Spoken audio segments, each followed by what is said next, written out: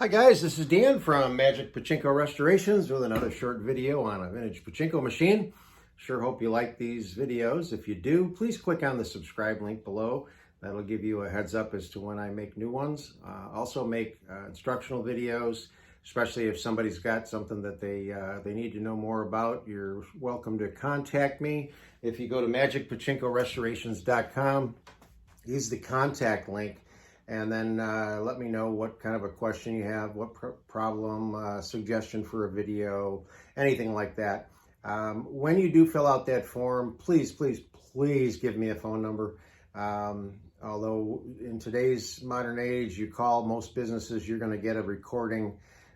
This business is a one-man operation. I don't have a recording. I want to talk to you. I want to be able to communicate directly with you. So leave me a phone number and I will call you back as soon as I know that you've hit the website. I do get an email when people hit the website, and I'll get back to you. So don't be afraid to leave your phone number, emails, whatever, and we'll get together and solve your problem or set you up to get your machine restored. So today we're going to look at a Model C. This is a 1977, I believe. Might be a 78, but I'm pretty sure it's a 77. This is a really, well, I always say that it's a real pretty one, but they're all pretty. So this was a full restoration done on a Model C. New play field, the nails were tumbled, so on and so forth. Every pachinko machine that I work on presents a given problem. It's not that often that you get really to work on one that just sails right through and you have no problems with whatsoever. This one was not a hard one to work on at all, but this white plastic, now some guys will do the bleaching with the ultraviolet, whatever, however they do it, and make this really white. I don't do that. I just don't.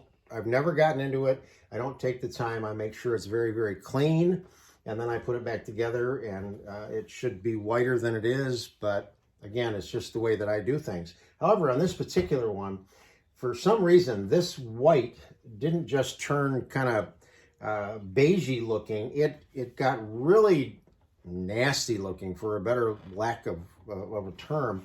There was a big cigarette burn in it, and when I tried to rub that out, it rubbed down to the original white and made it even worse. So I thought, well, that's no good. I don't want to have to scrub the whole thing.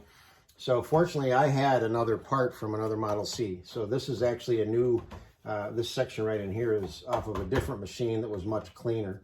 So that worked out well. On the back, there's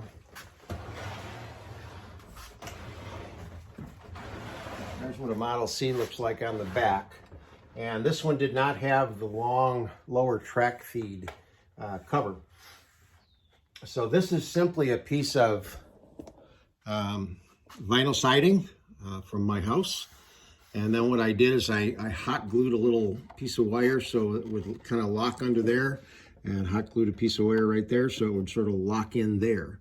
So this isn't going anywhere. I also, what you do is you use a hot air gun, you warm the vinyl siding up, and then this will take pretty much any shape. So I've got the little bend in there, and everything worked out really well. Model Cs are kind of fun to work on. There's 1, 2, 3, 4, 5 points, and when you release those, the whole guts come off. Most of the time, these being 50 years old, the little tabs that are supposed to squeeze together just break. And on this particular machine, they were all broken. And fortunately, I had some extra parts from a Model C and was able to put, they're not brand new, obviously, but I put new ones on that aren't broken. Not that it really matters. If you break them, don't worry about it. It's going to stay.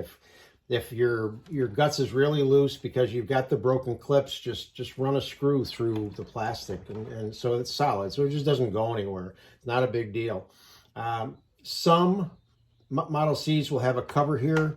Most do not. It's not necessary. It's just nice to keep this area clean. And also, this kind of threw me for a loop. On all the other Model Cs that I've worked on, there's been a brass counterweight right on this little white piece right here. And basically what happens with that is as the machine starts to run out of balls, the counterweight will bring this back actually both of them. And when these come back, it locks the jackpot chamber from tipping. So it's one of those things where if you start to run low on balls, the machine will stop. And I've seen it happen so many times that former owners will try to defeat that. I'm not really sure why, because all you have to do is put balls back up in the upper hopper, but they do. But at any rate, I was working on this machine and starting to put it all back together again, and I thought, where are those brass counterweights? Well, it took me a long time to realize when I went back and looked at the original picture of this machine, they'd already been taken off. So it sort of drove me nuts for a while, but everything is all back. It doesn't affect the machine. This machine will play just fine. It's just that, again, when it runs low on balls, you'll be able to keep playing until you ultimately run out of balls. But by then the ball outlight is lit and so on and so forth. So let's get this set up and show it to you in action. When you set up a Model C, you want to make sure that your ball dump is set properly. This is a little different than on a Nishijin Model B. This is the ball dump right up in here. This is what's activated from the front of the machine through that little pinhole. And if there were balls in it, it would allow this little flap to move out of the way right here. And then all the balls would dump down this chute and exit the machine. So that's how you empty your machine.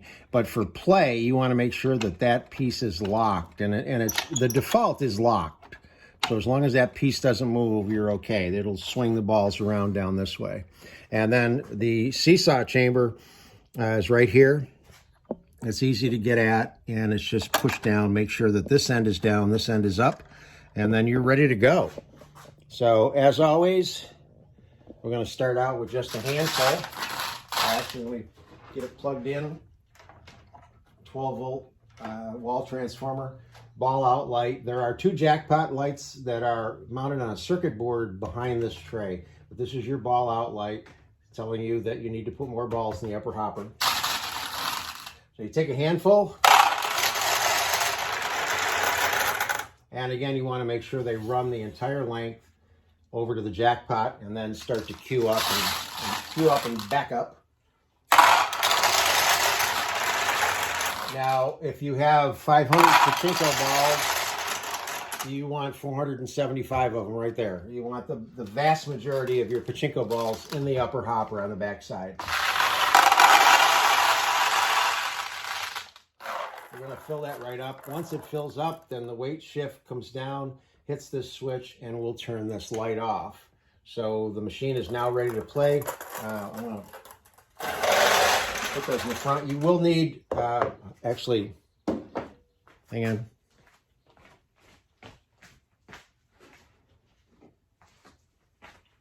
Talk among yourselves. This is a catch basin that will come with the machine. You need to be able to catch the balls as they exit here, the losing balls, and then the winning ball drops out of here. So you need something like this right there, and that'll catch the balls, okay?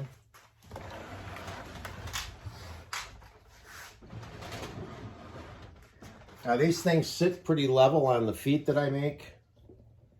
These are cherry, a little bit of routing, make them pretty.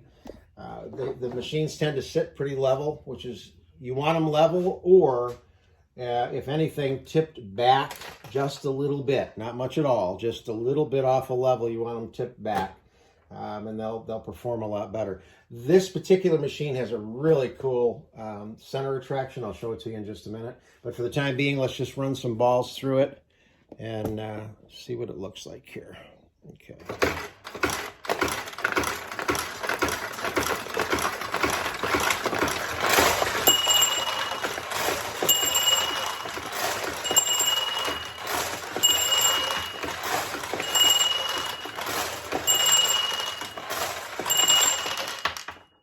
So we had a big flurry of activity there.